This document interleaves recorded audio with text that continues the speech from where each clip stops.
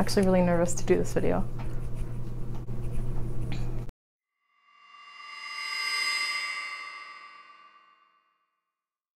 So when people ask me why we decided to do foster care, I give them a short answer.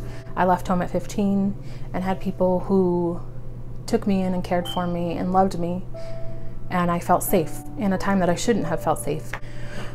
So when I got married, I had the opportunity to do that myself.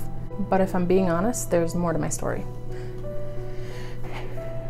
I grew up in an abusive home. I'm sure lots of people have. It was acceptable in our parents' generation and the generations before. That's just how they handled things. I'm not talking about a pop on the bum or a swat on the bum. I'm talking about a grown man taking his anger and frustration out on a child.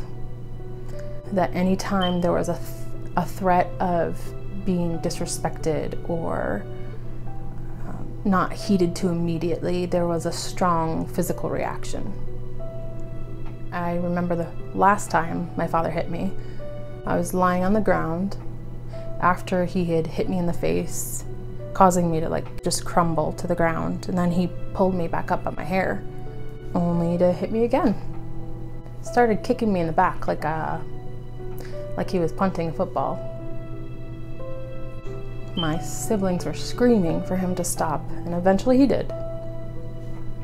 But you better believe he came into my room to apologize later and tell me his classic line of, it hurt him more than it hurt me. If I was a good girl, he wouldn't have to have done that. How lucky I was that he didn't beat me like his father beat him. But the words were the worst. I still hear his voice in my head, telling me how lazy I was. No one cared about what I thought.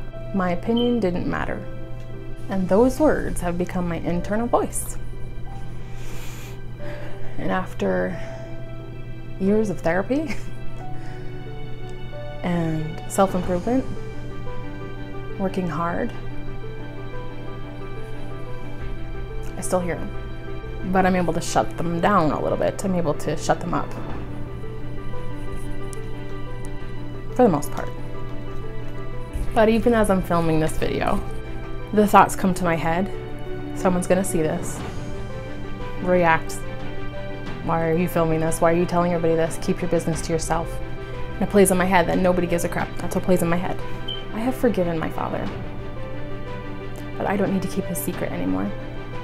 So for my generation, people who are parenting right now, some words of caution. What you say to your children will be their internal voice.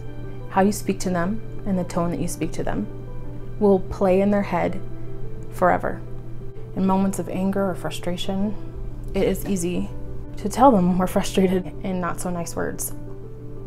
But my plea to you is to hold your tongue. Leave the room if you need to.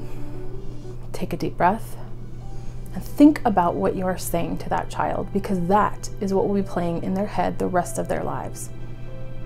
If you know of a situation like that, please speak up.